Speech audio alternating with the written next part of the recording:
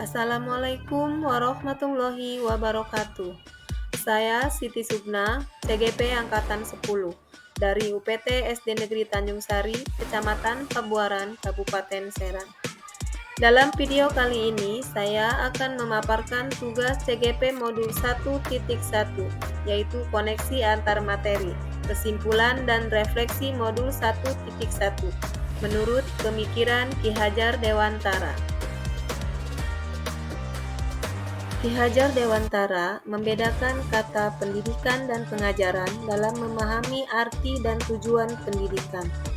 Menurut Ki Hajar Dewantara, pengajaran adalah bagian dari pendidikan.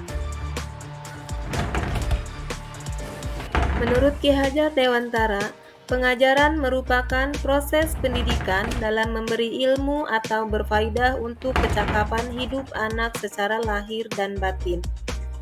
Pendidikan memberi tuntunan terhadap segala kekuatan kodrat yang dimiliki anak agar ia mampu mencapai keselamatan dan kebahagiaan yang setinggi-tingginya, baik sebagai seorang manusia maupun sebagai anggota masyarakat. Pendidikan adalah tempat persemaian benih-benih kebudayaan dalam masyarakat dan merupakan kunci utama untuk menciptakan manusia yang beradab. Menurut Ki Hajar Dewantara, maksud pengajaran dan pendidikan yang berguna untuk peri kehidupan bersama ialah memerdekakan manusia sebagai bagian dari persatuan rakyat. Manusia merdeka adalah manusia yang hidupnya lahir atau batin tidak tergantung pada orang lain, akan tetapi bersandar atas kekuatan sendiri.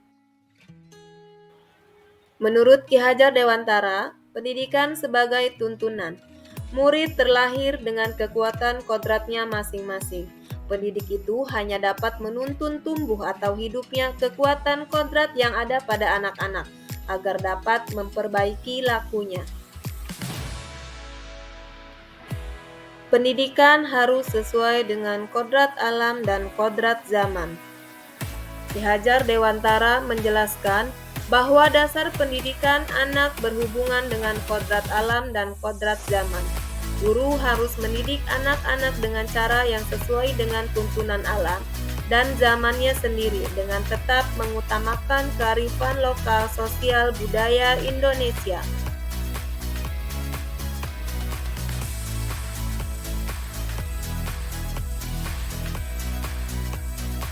Sebelum mempelajari modul 1.1, pembelajaran yang saya lakukan terkesan kaku dan tidak memerdekakan murid.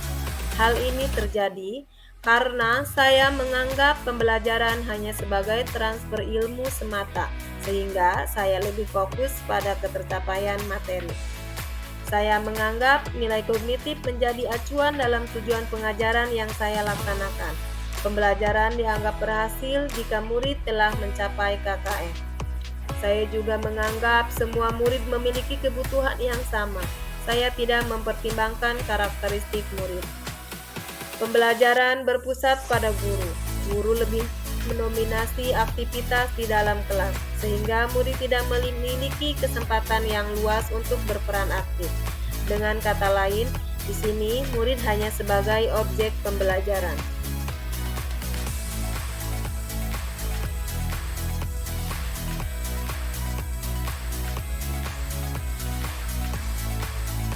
Setelah mempelajari modul 1.1, saya menyadari bahwa pembelajaran bukan hanya sekedar transfer ilmu, melainkan menuntun dan memerdekakan murid untuk dapat menumbuh kembangkan potensi yang dimiliki sesuai dengan minat dan bakatnya.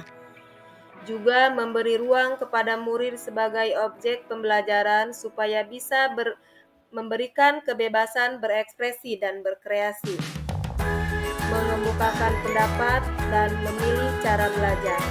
Juga memperhatikan semua aspek pembelajaran, yaitu kognitif, afektif, psikomotor, sosial, dan budaya.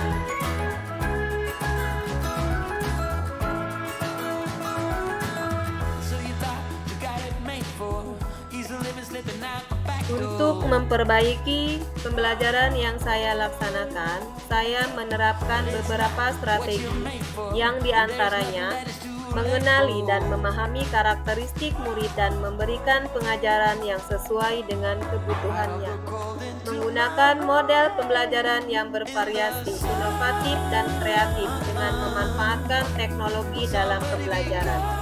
Merancang dan menerapkan strategi pembelajaran yang sesuai dengan kodrat keadaan murid, baik kodrat alam maupun kodrat zaman, serta relevan dengan konteks kebudayaan.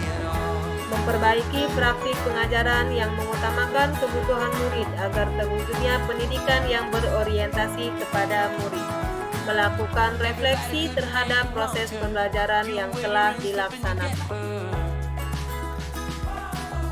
Terima kasih. Salam guru penggerak. Assalamualaikum warahmatullahi wabarakatuh.